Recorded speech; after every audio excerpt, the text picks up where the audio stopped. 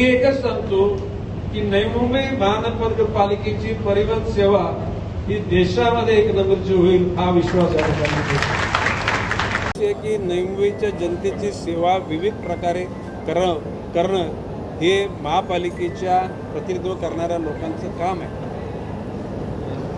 कधीही नवी मुंबईच्या जनतेचं हित दुर्लक्षित केलेलं नाही आणि म्हणून भविष्यकाळामध्ये नवी मुंबईच्या जनतेला अधिक सुखकर अशी प्रवास करण्याची सेवा देण्याचं मनोदय आम्ही घेतला आणि महापालिका परिवहन सेवा या सर्व घटकांनी याची पूर्ती करण्याचं ठरवलं आणि आता सुरुवात 150 बसपैकी 51 बस या ठिकाणी जनतेच्या सेवेत आलेल्या आहेत.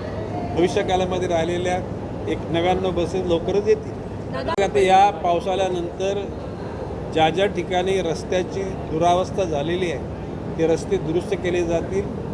किंबहुना परिवहनच्या ड्रायव्हर, कंडक्टर आणि अन्य लोकांचं समुपदेशन केलं जाईल की शेवटी तुम्हाला नोकरी करण्यापुरतं तुमचं कर्तव्य नाही तर जनसामान्यांची सेवा करणं हे प्रमुख कर्तव्य आहे.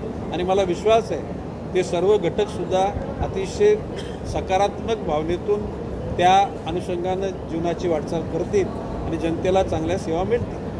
मी तर आता खरं म्हणजे भाषणात नाही बोललो, परंतु ज्या दिवसापासून परिवहन सेवा सुरू झाली तेव्हापासूनचे इन्कमिंग आणि आउटगोईंग याचे दरवर्षाचे झालेले ऑडिट त्यामध्ये शिल्कीचा अर्थसंकल्प किंवा म्हणजे त्याच्यामध्ये आपण असं म्हणतो की डेफिसिट असलेला अर्थ याचा आजवरचा संपूर्ण लेखाजोखा घेऊन ज्या ज्या ठिकाणी कुठं चुका झाल्या असतील त्या दुरुस्त केल्या जातील आणि भविष्यकाळामध्ये त्यांना स्ट्रेगनन करण्याचं काम केलं जाईल.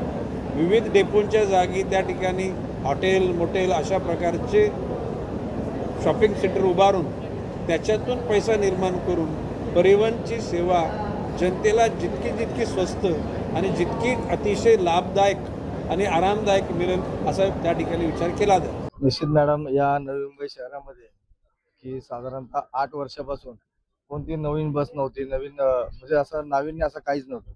सर्वात प्रथम आज 4 महिने झाले, 4 महिने 6 दिवस यामध्ये आम्ही जिमचं एक उद्घाटन केलं आणि दुसरं म्हणजे या 150 CNG बसपैकी 51 CNG बस 51 CNG बसमध्ये ही स्टँडर्ड साईज आहे, CNG आहे त्या. तर उर्वरित ज्या बसेस आहेत या साधारणतः एक 30 तारखेपर्यंत म्हणजे 30 जुलैपर्यंत आपल्या सगळ्या जे कॉन्ट्रॅक्टर आहेत संबंधित 150 बस म्हणजे उरलेल्या 99 बसेस ह्या पूर्ण पुरवणार आहे. साहजिकच त्यामुळं आपल्या उत्पन्नात वाढ होणार आहे. त्यानंतर आज जर बघितलं जसे काही लोक बोलतात की बस टायमावर येत नाही, निश्चित येत नाही. कारण काय होतं आपल्याकडे बसेसच कमी आहे आणि जर शेड्यूल आहे तर त्या हिशोबाने बस पोहोचत नाही. बसेसची संख्या कमी असल्यामुळे नागरिकांची गैरसोय होत होती, तर ती आता बंद होईल. आणि बऱ्याच प्रमाणात जी समजा 3:25 ची बस आहे तर तुम्हाला 3:30 पर्यंत 30-35 पर्यंत पहिल्या बसेसच कमी होत्या, तर काय करणार आहे. आता बस आल्या तर सर्व होईल.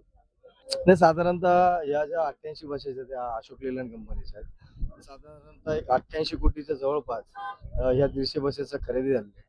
आणि वाईट या गोष्टीचं वाटतं की प्रशासन काळ होता 6 वर्ष, ज्यावेळेस ज्या ठिकाणी आवश्यक नाही अशा ठिकाणी या लोकांनी नाही ती गटर नाही ते रस्ते बनवून ठेवले. पण त्यातले जर काही निधी जर त्यावेळेस दिला असता या परिवहनला तर निश्चितच म्हणजे 88 कोटी जर आणि वार्षिक जर परिवहनचं आपलं पालिकेचा जर बजेट पाहिला तर 6,000 कोटीच्या जवळपासचा बजेट होता. आणि त्यावेळेस जर त्या काळामध्ये जर हे 88 कोटी रुपये जर महानगरपालिकेने दिले असते तर ह्या 150 बसेस या आज नाही आजपासून 1-2 वर्ष अगोदरच आल्या असत्या.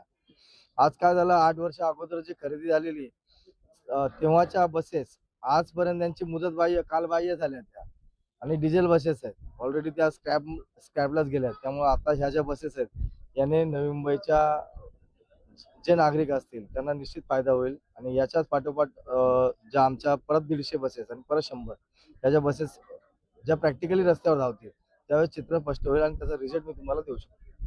नाही, मेंटेनन्स हा असा विषय होता मॅडम की तुम्हाला सांगतो मेंटेनन्सचा विषय जे प्रत्येक वेळेला काढत असतात ठीक आहे, बरोबर आहे. अहो पहिल्या ज्या गाड्या होत्या ना हे कधी विचार केला तुम्ही, त्याचा अभ्यास केला?